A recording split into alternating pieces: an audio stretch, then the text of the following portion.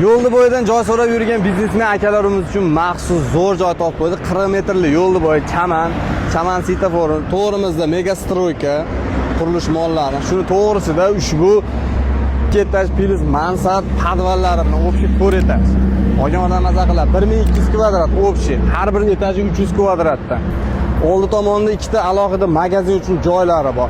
Ikki tomondan podvalga kirsa ham bo'ladi. Podval ham 300 kvadrat.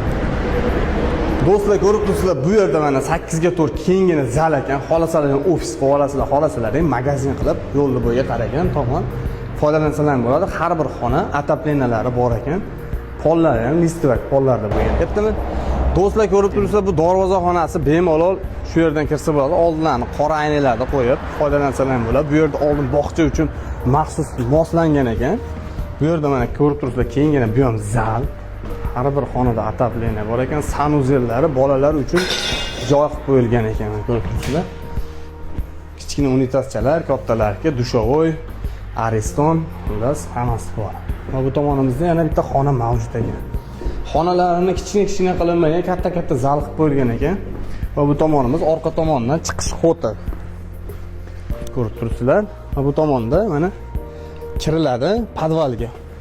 Tashqaridan chiqib ketsa bo'ladigan holat. Eng qiziq tomoni podvali ham ko'rib turibsizlar, polni tagini podval qilingan.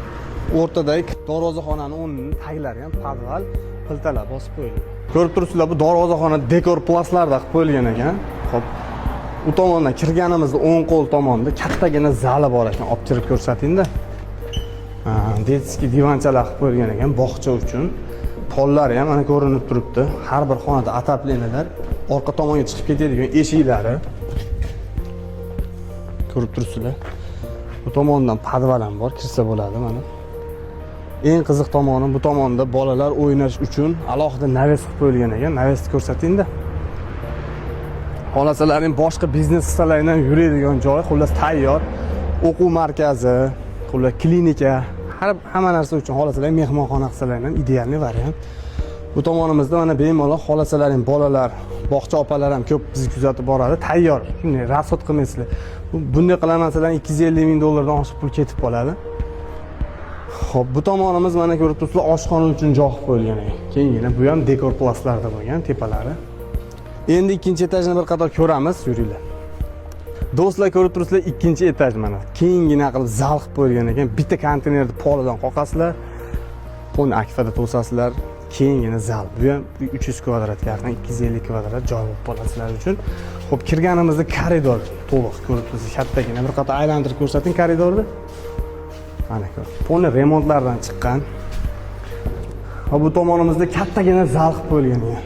Ataplenalar har bir xonada qo'yilgan ekan. Eng qiziq tomoni xolasalar buni ikkiga shunday bo'lib turib, ikkita eshik ham mavjud ekan. Ikkita xona qilsalar ham bo'ladigan. Va bu tomonimizda ham mana kattagina zal bilan 8 ga 4 xona, tashqariga balkonga chiqish xoti mana. Balkonga chiqib bemalol tashqaridan foydalanib ko'rib tursa bo'ladi.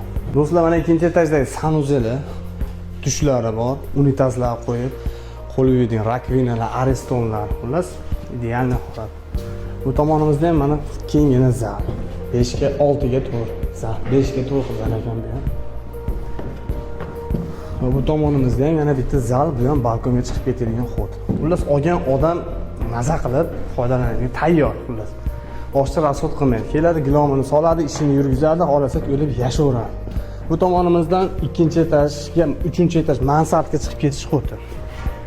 Bo'ldi.